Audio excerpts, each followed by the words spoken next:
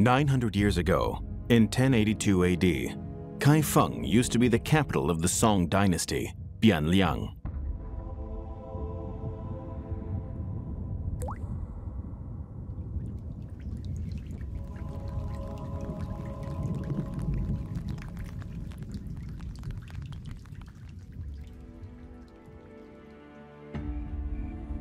Today, the imperial servants are nervously happy. There's going to be a new prince.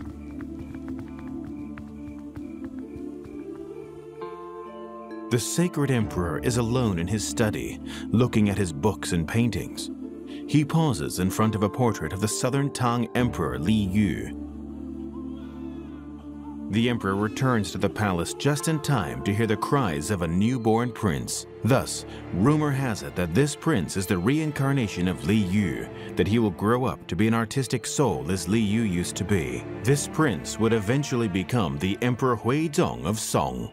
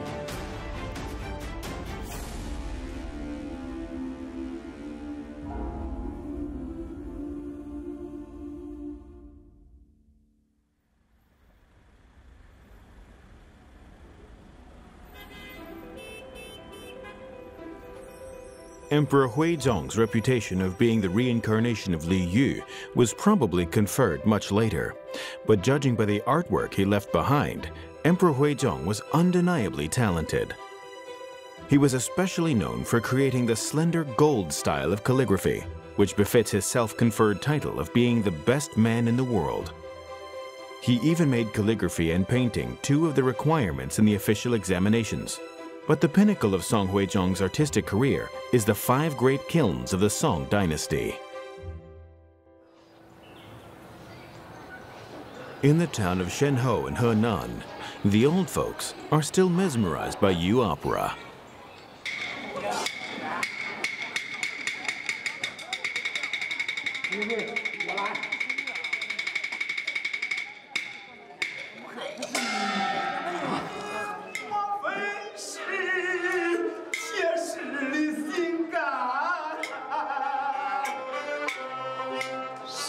But if we went back 1,000 years, we would find something even more mesmerizing here, something that bewitched even Song Huizong, one of the 5 great kilns of the Song dynasty, the Jun kiln.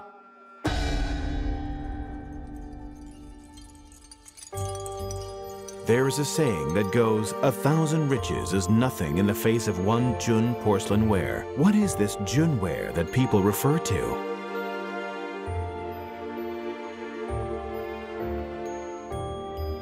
The magic of the Junware lies in its remarkable glaze.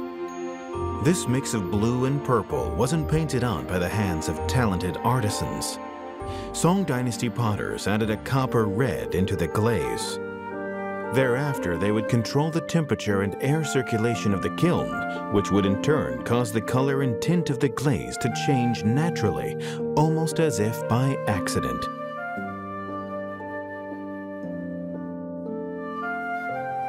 Because the results of this method were so unpredictable, this technique was eventually lost.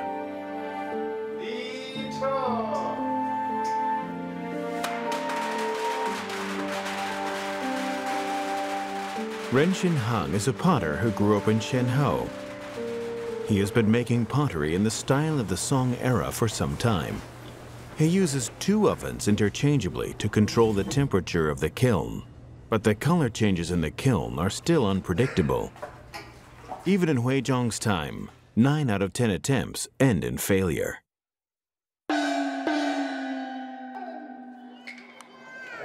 The Flower Opera House in Shenhou used to be the temple for the kiln god. Now, people would gather there to reminisce about the ancestors' achievements over tea. Apparently, because of the Junware's colors, it was always used as a gardening pot in the palace. This gave the colorful ceramic ware an added scent of beauty.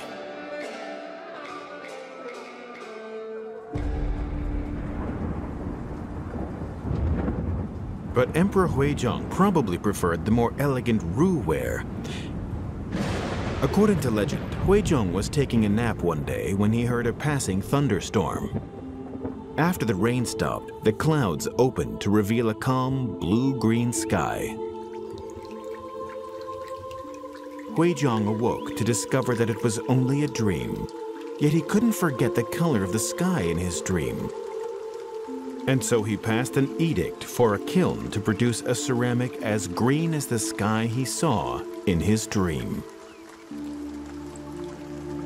Although the veracity of the story is still disputed, Huizhong definitely had a refined artistic taste. He was an emperor that lived in luxury and wealth. His simple and naive obsession with the color sky green is both fascinating and perplexing at the same time. There are 5 great kilns of the Northern Song dynasty: the Ru kiln, the Jun kiln, the Guan kiln, the Ge kiln, and the Ding kiln. Only the Ding kiln produced white porcelain. The other 4 kilns only manufactured celadon. Sky green became the color of choice for ceramics during the Huizhong era. Its popularity was long-lasting.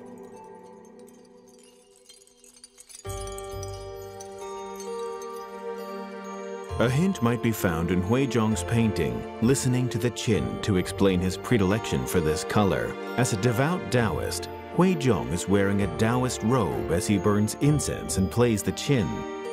Taoism has always advocated for a removal from life, a certain humility in attitude. Perhaps Huizhong's reverence for this modest color comes from this philosophy. Taipei's National Palace Museum houses a large collection of Chinese cultural artifacts, out of which there are 10 which are considered the most prized in the entire collection. 2 of these 10 pieces are Ru wares. This patternless sky green bowl is one of these treasures. It is one of only 70 pieces of Song Dynasty Ru porcelain wares in existence. Its design is simple and delicate. Its glaze soft and refined. Its elegance stands out from anywhere. It is a remarkable work of art. Out of all the ancient Chinese ceramics, Ru porcelain is the most beautiful and elegant. There is something even more beautiful about these Ru ware. If one takes a closer look, one would find tiny cracks all over the glaze. This is what potters call crazing. These cracks are originally flaws in the glaze created by the high temperatures in the kiln. But Song Dynasty potters incorporated these flaws into the design of the piece. They would form scales or tiny wings on the simple, unadorned design of the piece, making each piece unique.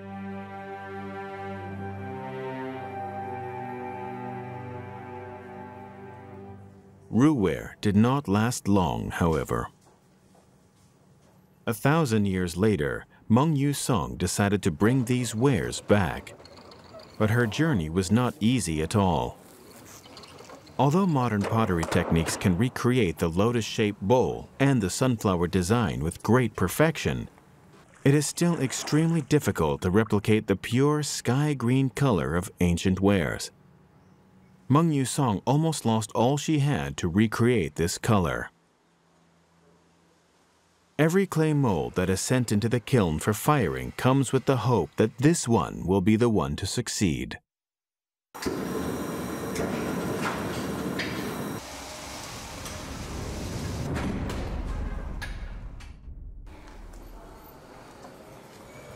As the heavy kiln door opens, everyone's collectively holding their breath. Meng Yusong thinks that Ru porcelain can sing. She is waiting for its voice to sing again.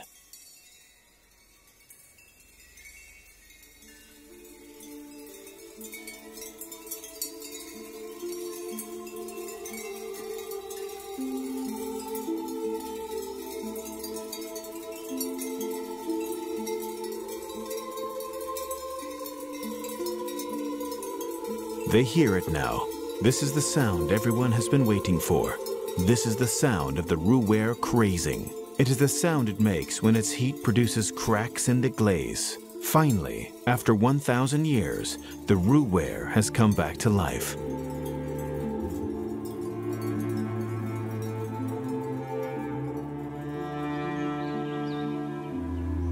Flowers bloom and wilt. Clouds come and go. As the times change, these artifacts are all that remain of a time gone by. Seeing them makes us smell the scents of ancient Bianliang. It makes us hear the poetry and song coming through the shadows of the ancient world. It brings us a moment of eternity.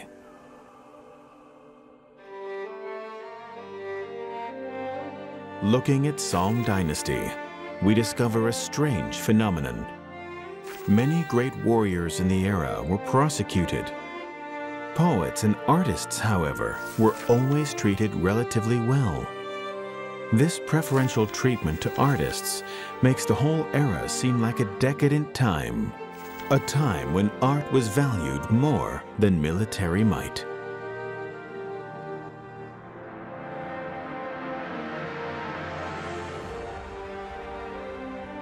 The famous painting, Along the River during the Qingming Festival, is a great representation of those times. The painter Zhang Ziduan was the imperial painter for Song Huizong. Over 500 characters are vividly depicted in this 5-meter-long painting, forming a mosaic of Bianliang society. Recent research has shown that China's population had already grown to 100 million people at the time. And so the basis of the Song dynasty's thought and culture was its economic power. Perhaps one of the most interesting aspects of this painting is that there's not a single soldier depicted.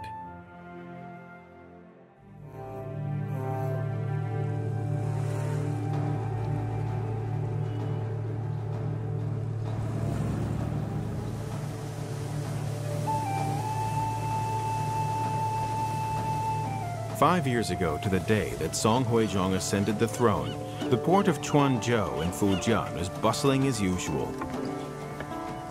A big commercial ship is being loaded with goods. The owner of this ship is Li Chong. On a trip to Japan 3 years before, there was more demand for his goods than there was stock. This time, he's making sure that he has enough stock. In the inventory, he lists 4,000 porcelain bowls and 2,000 porcelain plates aboard his ship.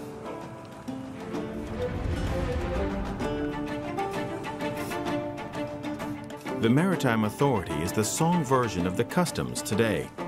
It regulated maritime trade. This organization started in the Tang Dynasty. By the Song Dynasty, the Silk Road had become blocked. Maritime trade had begun to replace trade on land. Because of this, the Maritime Authority established presences in all the major port cities, including Guangzhou, Mingzhou, Hangzhou, and Quanzhou.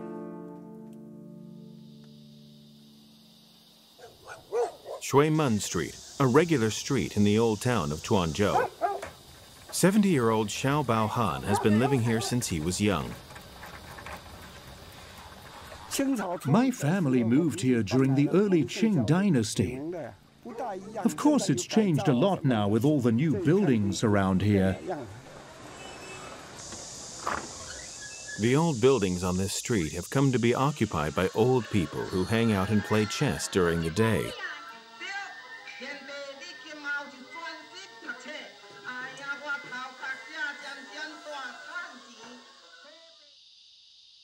This painting is a depiction of the Maritime Authority in Quanzhou. It was painted by Xiao Baohan's son.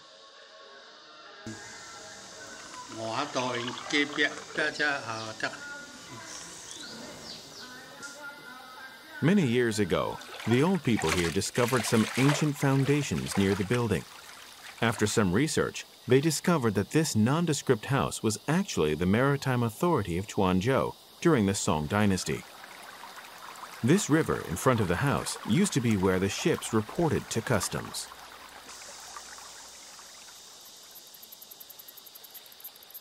When I was young, all the kids would fish and swim there. This must have been such a busy place 900 years ago, full of bustling energy. It wasn't just Chinese businessmen like Li Chong who passed through here. Even Arab merchants from Western Asia must have paid their dues here.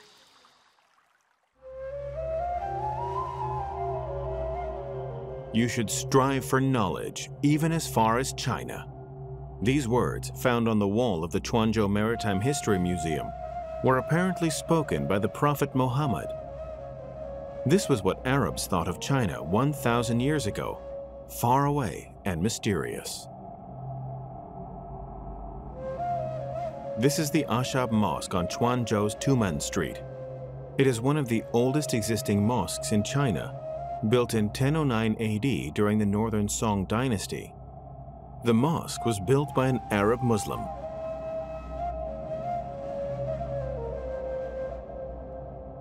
Going through these doors, one can just imagine the Arab merchants gathering here to pray. Thanks to the wars that were ravaging the Silk Road at the time, the Arabs managed to dominate the maritime route of the sea. Even though the Europeans were wearing silk robes made in the Tang dynasty, no one knew about the existence of the Song Empire. In order to take greater advantage of the situation, many Arab merchants decided to settle down in Quanzhou. These graves recall their history during that era, a bygone time of bustle and wealth.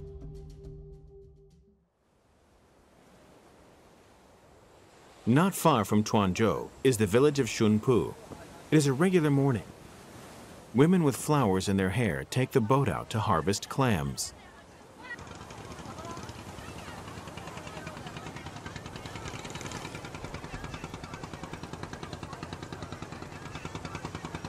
They only have 3 hours to complete their harvest before the tide rises.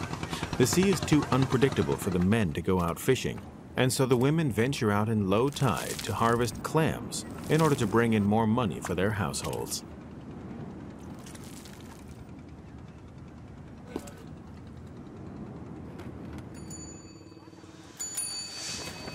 Cai Chunya woke up early today.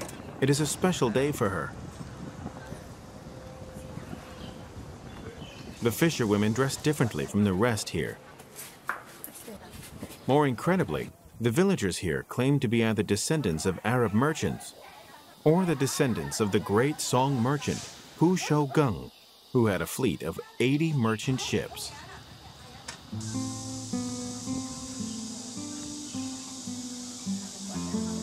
Although there is no evidence to verify their claims, the flowers and ornaments that they wear on their head do have a very Arabic feel.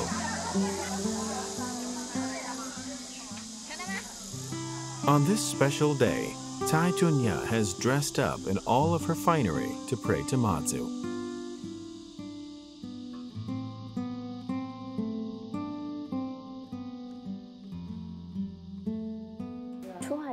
It's tough going out to sea. We have to be careful, especially when the waves are very big. Something could happen any time. I'm praying for everyone to be safe. My family, my boyfriend, my grandparents, everybody. I pray for them to be well.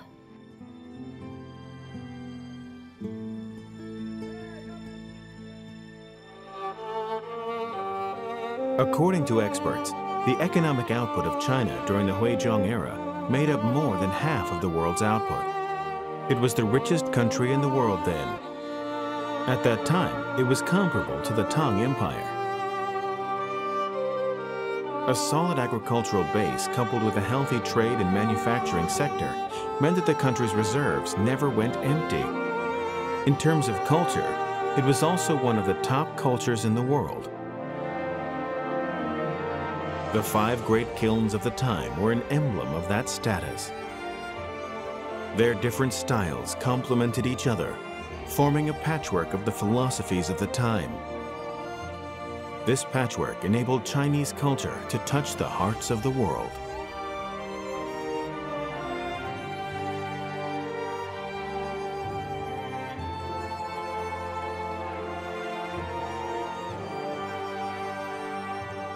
A few hundred years before that, Emperor Zhenzong of Song signed a treaty with the Khitan people exchanging money for peace, ushering in 120 years of tranquility.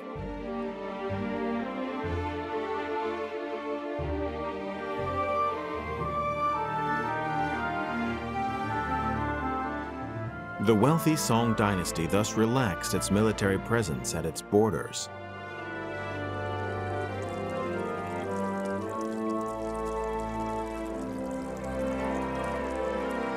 But money alone cannot quell the violence of greed.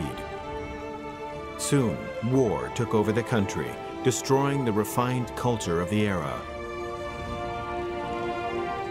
In 1127 AD, the Jurchen people took over the capital, taking Huizhong and his son captive. All the tranquil and peaceful culture reflected in the painting along the river during the Qingming festival came to a violent end.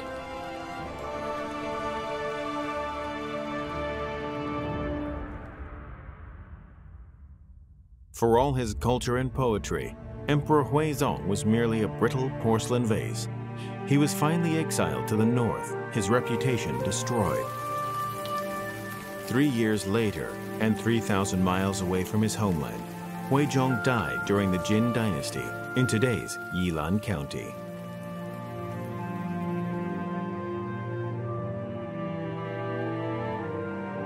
Along with the fall of the northern Song dynasty, came the demise of Song pottery.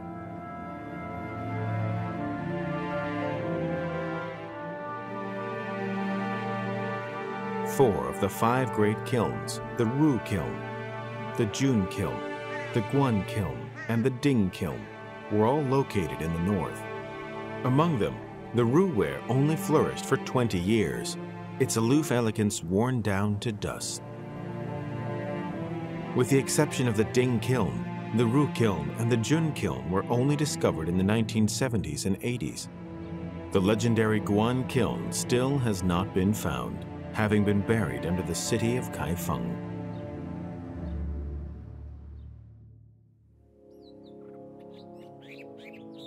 After the demise of the northern Song dynasty, the southern Song dynasty established its new capital at today's Hangzhou. It continued to flourish, all thanks to the bountiful natural resources in Jiangnan and centralizing the government in the south. Emperor Gaozhong, the son of Huizhong, fled to the south of the Yangtze River to establish his kingdom.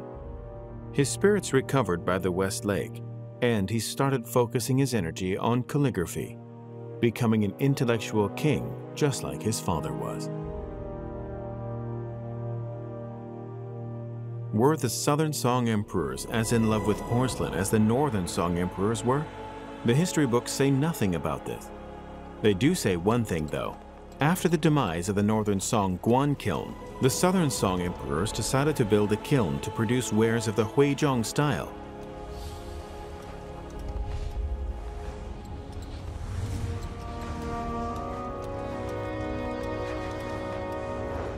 But this kiln has still not been discovered, and there is no way of proving the veracity of this claim. In 1956, however, a southern Song Guan kiln was discovered in Hangzhou, the Jiaotanxia kiln. Compared to the ceramics of the northern Song Guan kiln, these wares are much more simple and elegant in their design.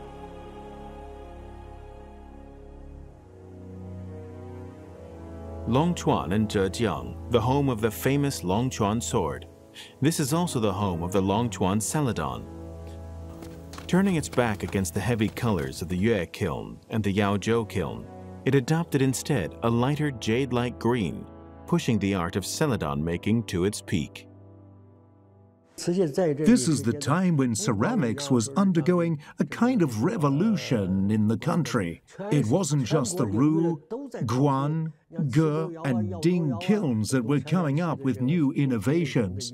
The Cizhou, Yaozhou, Longchuan, and even the white porcelain kilns were copying each other and pushing the art to greater heights. Perhaps the reason for this porcelain renaissance during the Southern Song dynasty is desperation. During the Northern Song dynasty, the north of China had already been occupied by the Khitans, the Tanguts, and the Jurchens. By the Southern Song dynasty, the traditional Silk Road had already been cut off. Most European and Asian countries at the time only knew about the Khitans and not the Songs. Even today, the word for China in Russia sounds incredibly similar to the word Khitan. Because of that, the tiny Southern Song dynasty had to turn to sea for trade. It is then that maritime trade routes developed during the Tang dynasty really entered their golden era. The maritime trade authorities became so much more important than during the Northern Song dynasty.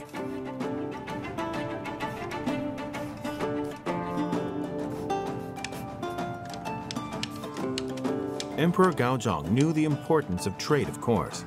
He once wrote that if the maritime authorities were managed well, they could easily rake in millions in terms of profit, whereas porcelain was merely the plaything of the upper classes during the Northern Song dynasty. Its commercial value was justly recognized during the Southern Song dynasty.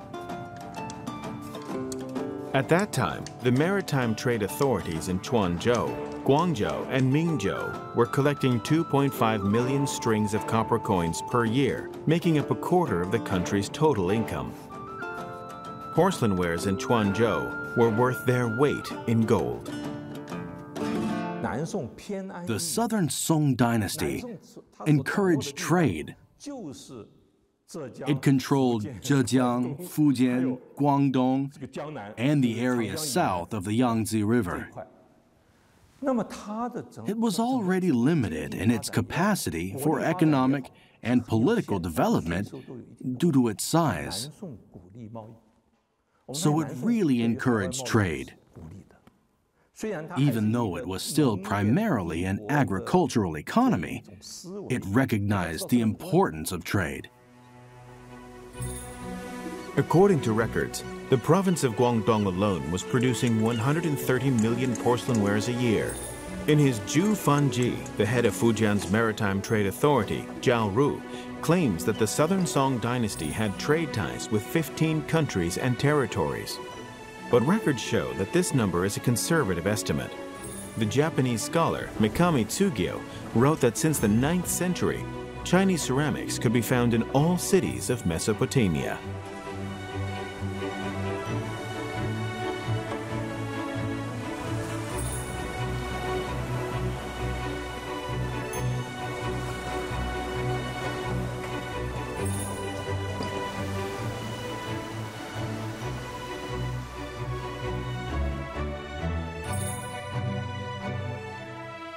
As the poem goes, in the cozy air they just merry make, as ere the fall of the old capital.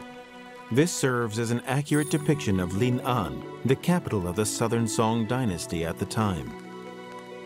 Under the spell of drink and song, the people would sing and dance in their courtyard gardens.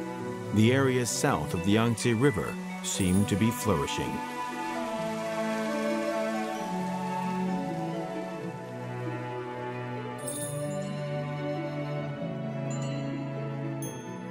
At this time of decadence and decay, a monk from Japan headed west to China on a pilgrimage. But he got much more than he bargained for, and had no idea what Lin'an had in store for him.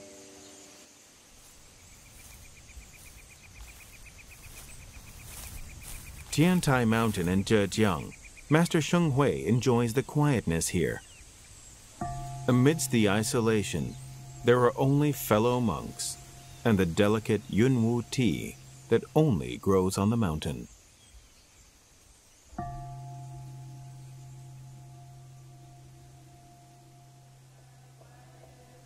The Wanyan Temple, a Buddhist seminary built during the Tang Dynasty, is located on the mountain. The novice monks are learning the Lotus Sutra, a core text in the Tiantai sect of Buddhism.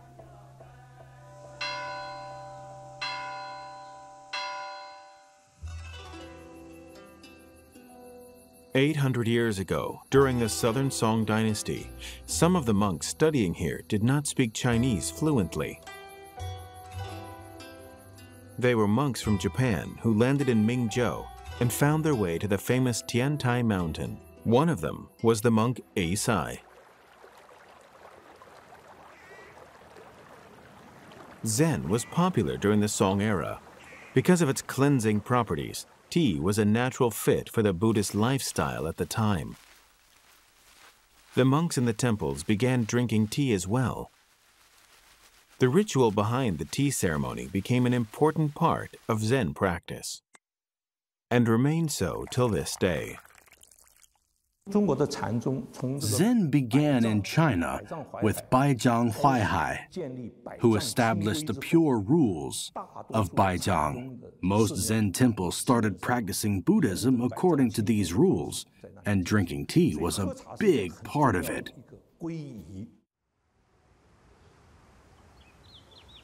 Master Sheng Hui has finished all the courses in the seminary.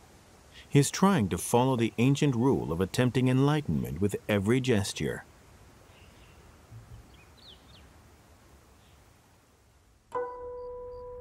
When A Sai was studying here, he must have discovered a Zen principle in the practice of drinking tea. There is no way for us to know what he discovered, but he must have discovered something very extraordinary.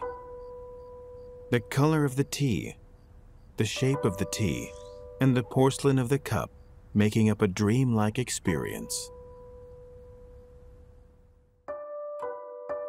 Unlike the elegant tea bowls of before, this tea bowl is black and heavy with heavy hare's fur patterns drawn upon it. When tea is poured into it, with the heat of the water and steam, it is as if the time falls into another boundless dimension. It is as if a multitude of light is finding its way through the mysterious night.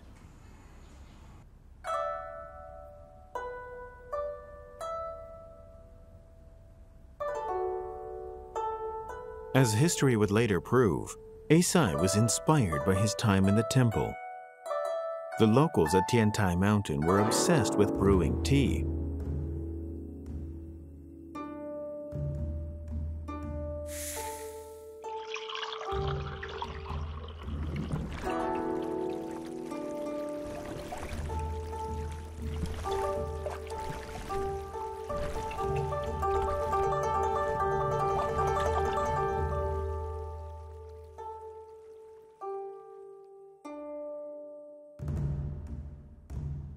But what happened to the sky green and white porcelain tea bowls that the emperors so loved before?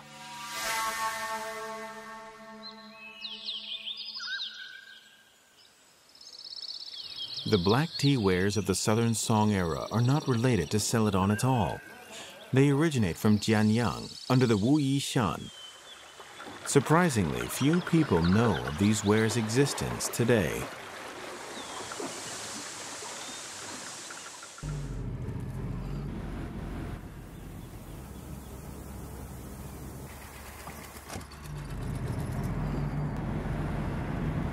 Xu Jiayou used to work for the National Porcelain Factory of Jianyang.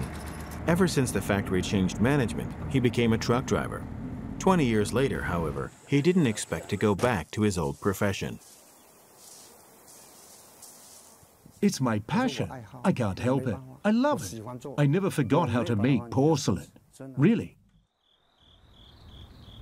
It is 3 in the morning. Xu Jiayou hasn't slept for an entire day. He's firing a black ware in the dragon kiln. He has been laboring over this for almost 3 months now. The wood fire goes from the end of the kiln to the middle. The further back it goes, the more careful he must be. Once day breaks, he can finally stop the fire.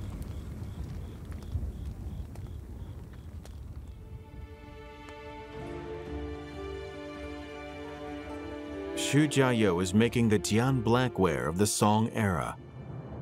This glaze is made from local clay and fluxed with wood ash. Fired under high temperatures, the molten glaze separates to produce a pattern called hare's fur. Emperor Huizong once said that the hare's fur tea bowls are the best out of which to drink tea. The Song tea master Cai Rong even declared that out of all the tea bowls, the Jian black tea wares were the best. Why was that so?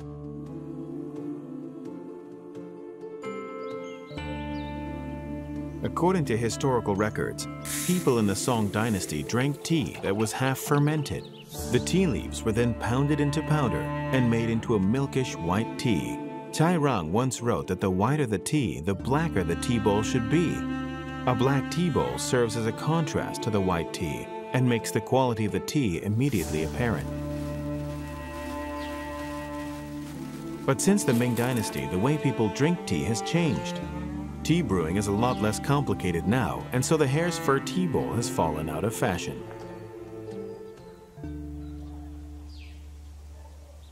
Yet, Xu Jiayou still persists in his mission.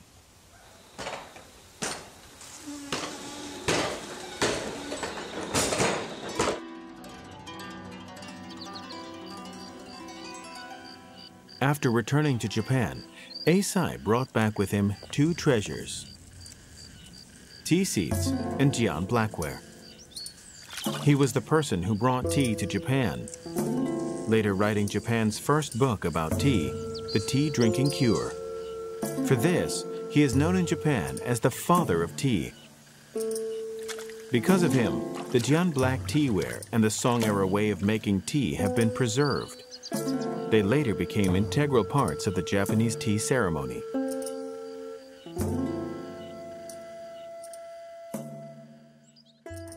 Tea bowls, flower arrangements, flower vases, incense and incense bowls are all important elements of tea drinking.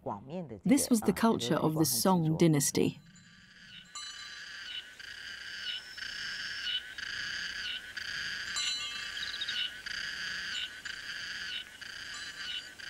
Nagai Hideri is a Japanese potter. Ever since his father died, he only drinks tea in the black teawares he makes himself as a sign of respect for his father.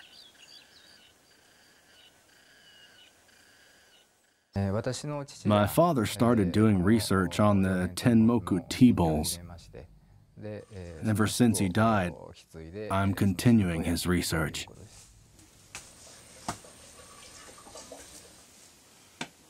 He has visited Jianyang numerous times to study pottery.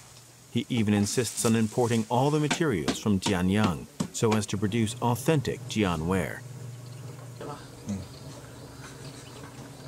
Every time I made something, it was a failure. But I persisted for 10 years. I worked really hard on it. Bit by bit, I learned more about the process, but it has been really tough.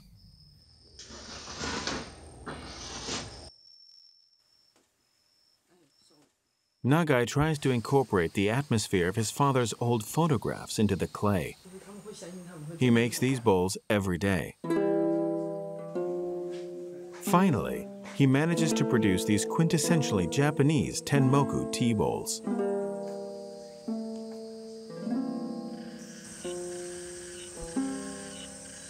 Japan's fascination with the Jianware didn't end with Eisai.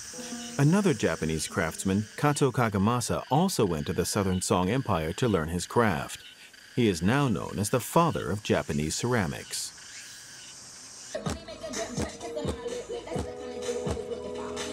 In Sito, the Japanese hold a ceramics festival every year to commemorate Kato Kagemasa. The festival is very popular, and people gather together to admire the ceramics created by the country's best potters.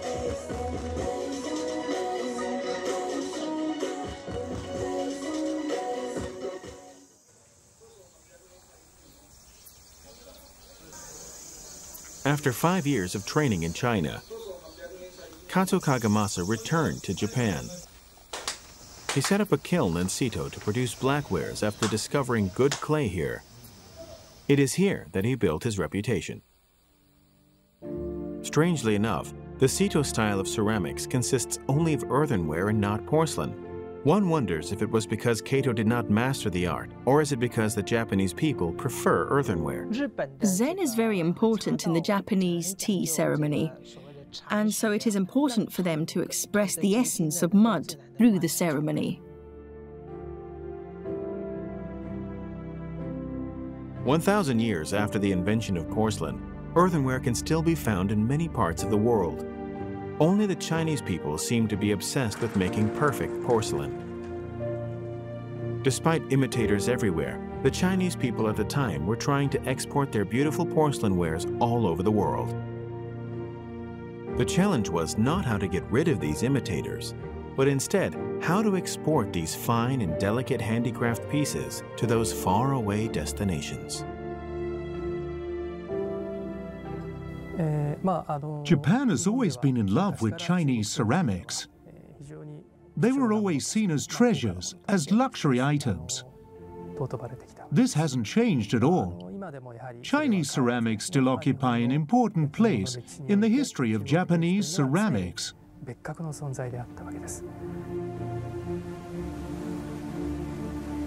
During the wealthy Song dynasty, technology was also progressing rapidly. One of the 4 great Chinese inventions, 3 were invented during the Song dynasty: gunpowder, the compass, and movable type. A book written during the time, Pingzhou Ketan, mentions that a compass is necessary when sailing under a cloudy sky. This is the very first mention of a compass in maritime history. This invention took Chinese ceramics to even further places.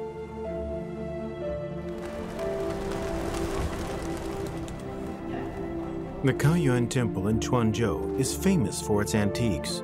In its permanent exhibition, there is a sunken ship that was unearthed in 1974. It has been dated back to the Song dynasty. The sharp hull, the V-shaped body, and the numerous watertight bulkheads show that it was a ship meant for use at sea. The sharp hull lowers the ship's center of gravity during a storm. It allows more room for goods and reduces resistance when sailing in the water. The multiple watertight bulkheads means that even if water enters one compartment, it would not affect the rest of the ship.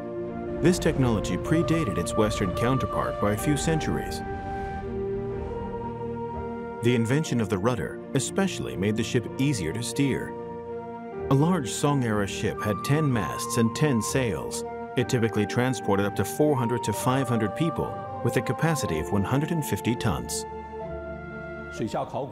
There's been a lot of research done with shipwrecks. The ships used at the time weren't at all like the ships we use today. But still, they could transport 50 to 60,000 porcelain wares at once, all the way to the Indian Ocean and East Africa. As the Southern Song Empire developed the trade routes for porcelain, the Europeans, not content with letting the Arabs dominate the trade routes, were also developing a trade route to South Asia. Together, the 2 trade routes, the European and the Arab, formed a complete route circumnavigating the globe.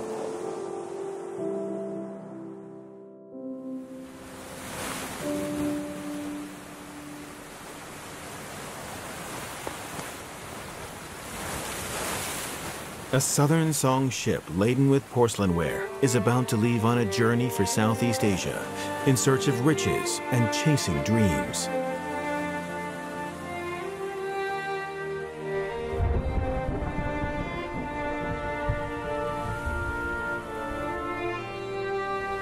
But the winds change. The dreams of those on board end prematurely with the sinking of the ship 20 nautical miles south of the port of Dongping in Guangdong.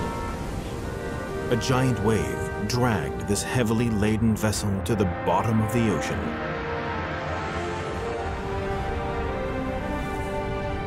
When it finally resurfaces, 800 years have passed and the world has moved on.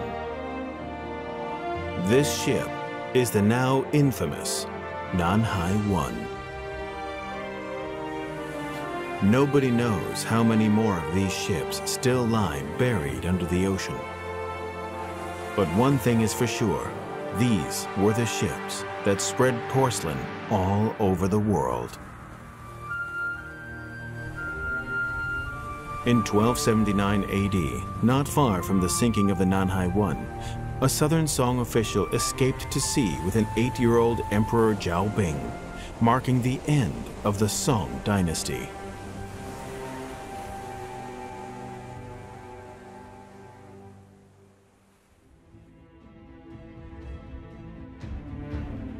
Even though their riches spanned the entire world, the two Song dynasties couldn't prevent their own demise.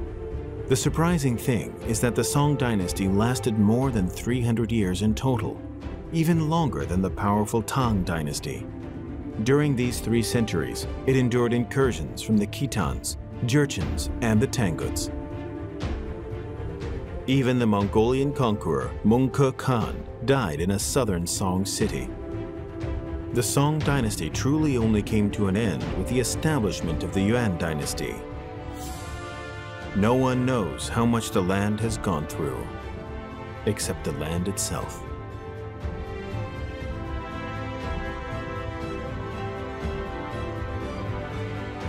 The glories of the past are now reduced to dust. The only mark left of the Song civilization lies in the green of the Celadon and the legends that are retold of it. They tell the stories of immeasurable riches and painful wars. Stories rife with tales of bravery and romantic liaisons beside a flowing river. Porcelain is the living memory of these stories.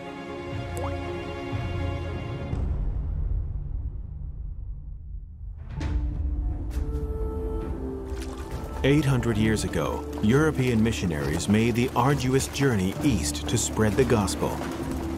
Riders on horseback carried the dreams of an empire. The shattered fragments of porcelain pieced together the story of an empire's downfall. This is the 4th episode of Porcelain Story, A Foreign Color.